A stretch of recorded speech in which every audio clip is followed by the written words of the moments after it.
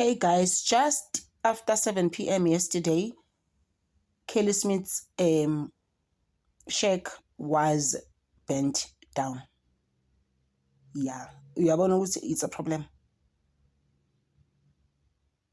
Yeah, so a case of arson has been registered at the police station. Good table guys, like how could you do this? Like what's going on? So who's Osoban who burnt down the shack? Who are you gonna blame? It's a problem, guys. It's a problem. And someone was even saying, so what? Because she's gonna be in jail. Imagine. So people get bawushisa kanjalo kumkhukhu wakhe Hemjondolo there in Saldanha Bay. Just imagine, guys. They are like, Sifuna Jocelyn. She must just tell us where is Jocelyn. Like how the grandmother was saying as well. We don't have a problem, but where is Jocelyn?